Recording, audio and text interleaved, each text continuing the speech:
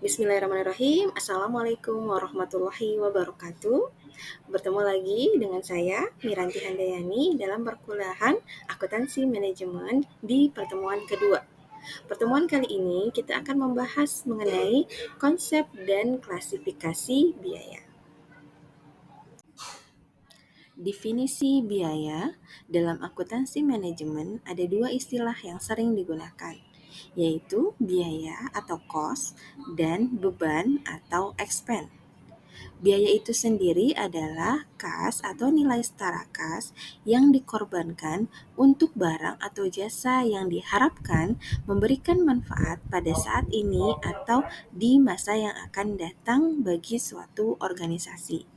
Sedangkan setara kas itu adalah sumber-sumber daya non-kas yang dapat ditukarkan dengan barang atau jasa yang dikehendaki. Dan untuk beban atau expense yaitu biaya yang terpakai atau experienced cost yang berkaitan dengan segala jenis organisasi. Dalam akuntansi manajemen, biaya digolongkan berdasarkan beberapa kategori. Yang pertama, berdasarkan jenis perusahaan. Ada biaya dalam perusahaan jasa, biaya dalam perusahaan dagang, dan biaya dalam perusahaan manufaktur atau industri. Kemudian, biaya diklasifikasikan berdasarkan tujuan perencanaan dan pengendalian, yaitu biaya diklasifikasikan berdasarkan tingkah laku, biaya diklasifikasikan berdasarkan pertanggungjawaban, dan biaya diklasifikasikan berdasarkan objek. Sedangkan biaya berdasarkan untuk pengambilan keputusan dibagi menjadi 5. Yang pertama, biaya masa lalu, kedua, biaya tenggelam, kemudian biaya relevan, biaya kesempatan, dan biaya diferensial. Berdasarkan jenis perusahaan, biaya yang pertama yaitu biaya dalam perusahaan jasa. Biaya dalam perusahaan jasa adalah biaya produk atau biaya jasa, meliputi biaya tenaga kerja, biaya keperluan kantor, dan biaya lain yang berkaitan langsung dengan penyerahan jasa kepada pelanggan atau klien. Biaya jasa tersebut dapat dibagi menjadi 2, yaitu biaya langsung antara lain gaji yang dibayarkan kepada akuntan, dan yang kedua biaya tidak langsung yaitu biaya asuransi dan sewa.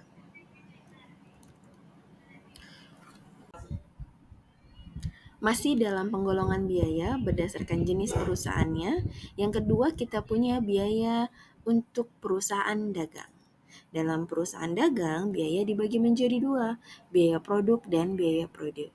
Biaya produk adalah biaya yang dikeluarkan untuk membeli barang dagangan dan membuatnya tersedia untuk dijual. Berarti bantuannya pakai akun biaya pembelian.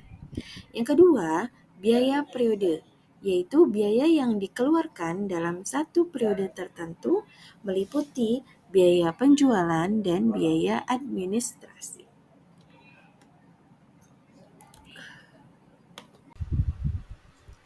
Dalam perusahaan industri, biaya dibagi menjadi 2. Yang pertama, biaya pabrikasi atau manufacture cost, dan yang kedua, biaya non-pabrikasi atau non-manufacture cost.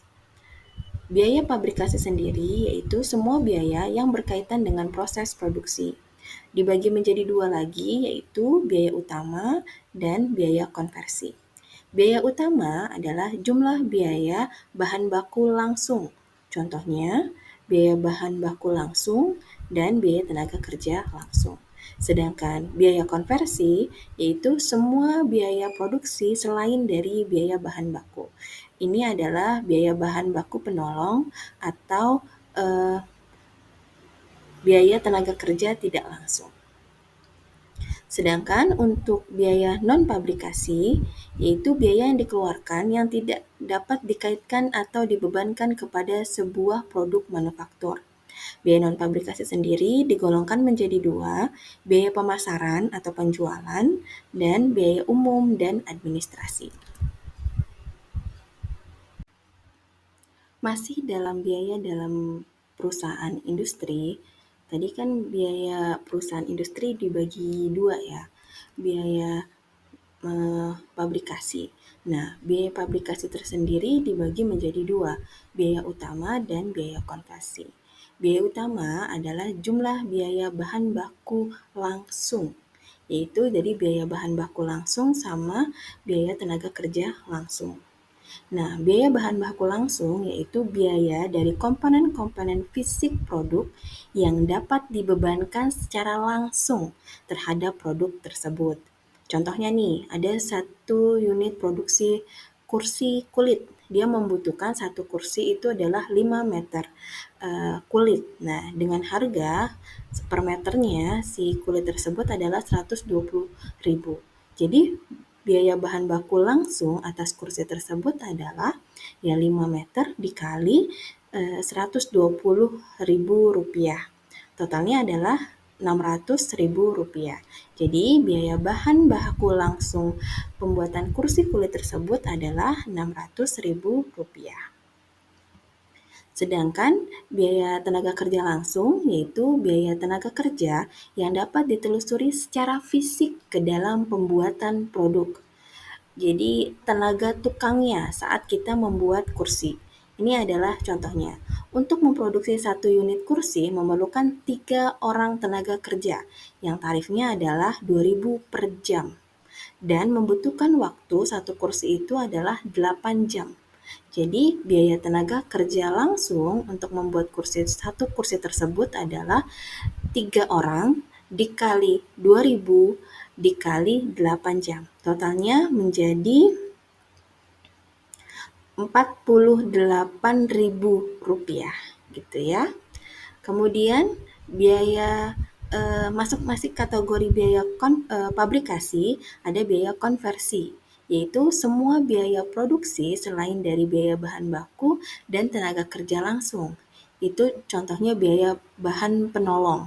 Jadi misalkan ada pabrik kursi, biaya bahan bakunya kan kulit dan kayu, misalkan dia adalah kursi kulit ya. Nah, biaya bahan penolongnya itu adalah lemnya, kemudian pakunya. Jadi dapat ditelusuri tapi tidak besar komponennya. Seperti itu.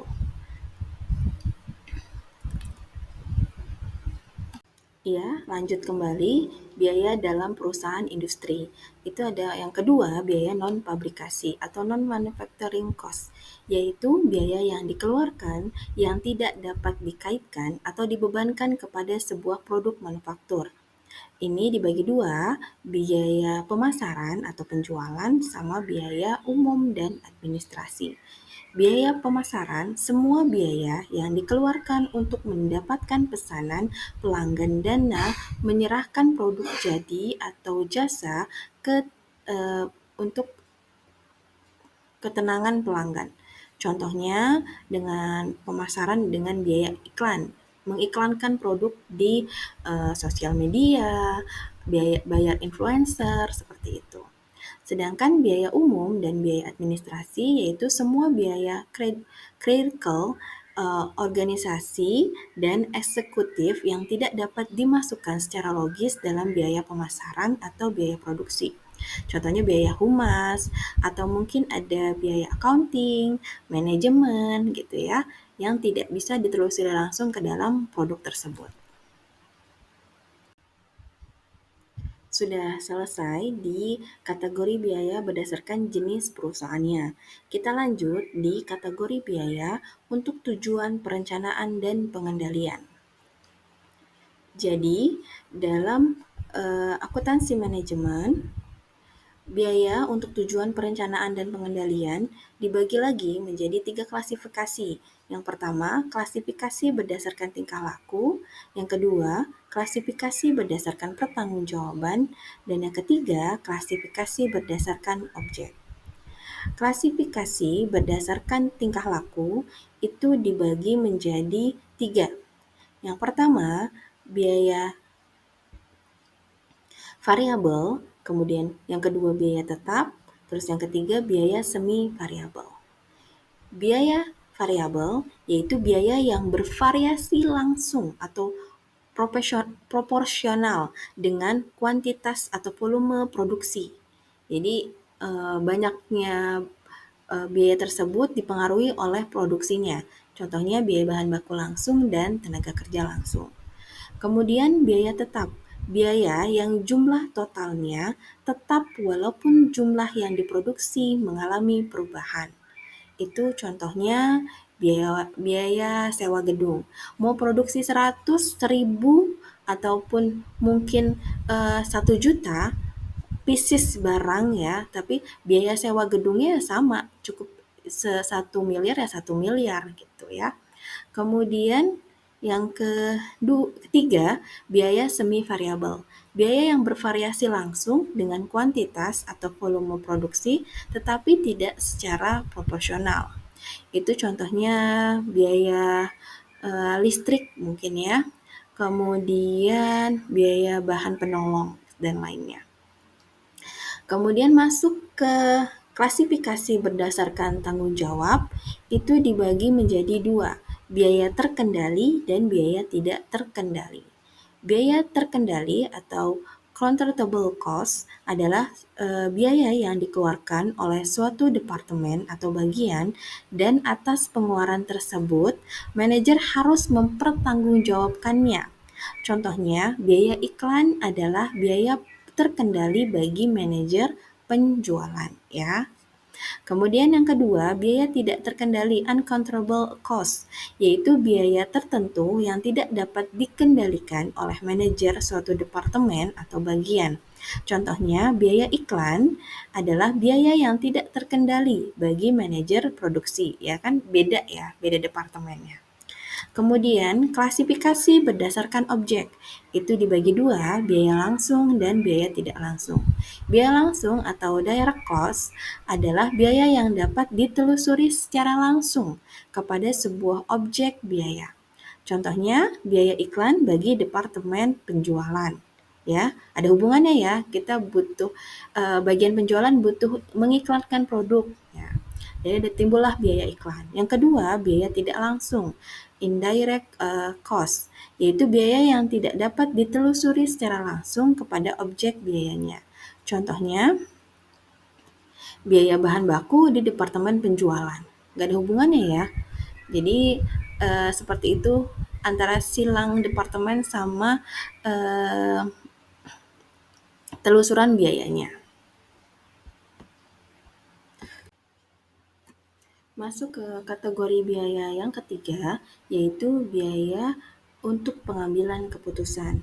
Biaya untuk pengambilan keputusan sendiri dibagi menjadi 5, yaitu biaya masa lalu dan biaya masa yang akan datang, biaya tenggelam dan biaya tunai, kemudian ada biaya relevan dan biaya tidak relevan, kemudian ada biaya kesempatan, dan yang terakhir biaya diferensial. Yang pertama, biaya masa lalu atau historical cost dan biaya masa yang akan datang. Historical cost adalah biaya yang terjadi karena adanya peristiwa atau kejadian di masa lalu. Contohnya harga pokok aktiva karena sudah dibeli ya. Kemudian future cost adalah biaya yang dipertimbangkan akan dikeluarkan di masa yang akan datang. Contohnya biaya perencanaan untuk penggantian mesin. Kemudian yang kedua, biaya tenggelam dan biaya tunai.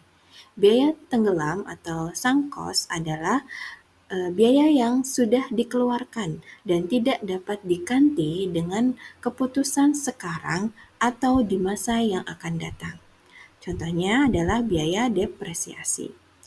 Kemudian untuk biaya tunai atau out of pocket adalah biaya yang memerlukan pengeluaran kas pada saat ini, yaitu biaya gaji.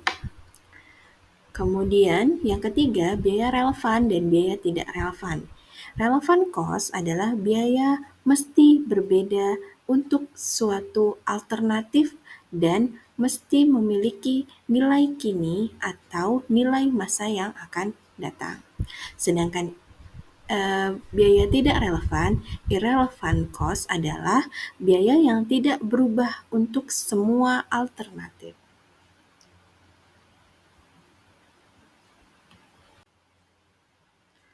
masih dalam biaya untuk pengambilan keputusan. Yang keempat, ada biaya kesempatan, yaitu manfaat potensial yang hilang atau dikorbankan pada saat memilih sesuatu tindakan yang perlu mengorbankan tindakan lainnya. Contohnya, PTC mengganti mesin lama yang bisa memberikan hasil 2 juta rupiah dengan mesin baru yang memberikan hasil 5 juta rupiah. Jadi, biaya opportunity cost-nya sebesar 3 juta rupiah. Terus yang kelima, yang terakhir, biaya diferensial, yaitu perbedaan jumlah biaya di antara dua alternatif. Contohnya, PTC mengganti mesin lama yang bisa memberikan hasil 2 juta rupiah dengan mesin baru yang akan memberikan hasil 5 juta rupiah. Diferensial cost-nya sebesar 3 juta rupiah.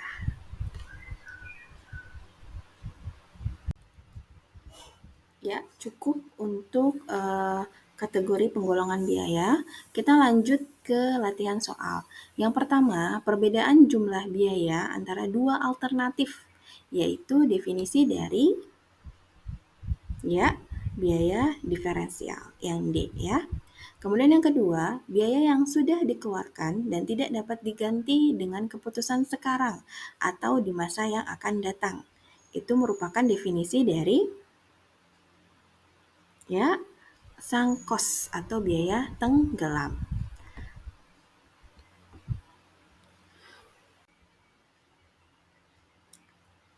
Latihan soal yang ketiga, biaya yang bervariasi langsung dengan kuantitas. Bervariasi berarti pengertian adalah biaya variabel, yang D ya. Kemudian nomor 4, biaya tenaga kerja langsung termasuk ke dalam jenis biaya tenaga kerja langsung, biaya utama Bu, bisa, tapi tidak ada pilihannya ya. Jadi termasuk dalam biaya variable cost.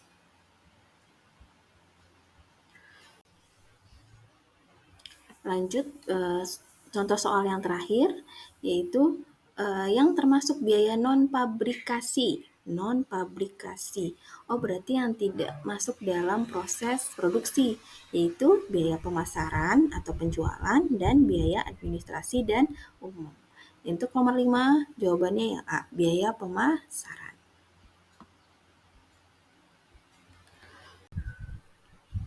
Terima kasih sudah menyaksikan video pembelajaran kali ini. Jangan lupa untuk menonton video yang lainnya di YouTube Ismaira Family dan jangan lupa subscribe dan like-nya ya. Materi kali ini diharapkan kalian mampu menjelaskan, menganalisis, dan menghitung konsep dan mengklasifikasi biaya untuk pengambilan keputusan. Sampai ketemu lagi di materi selanjutnya. Wassalamualaikum warahmatullahi wabarakatuh.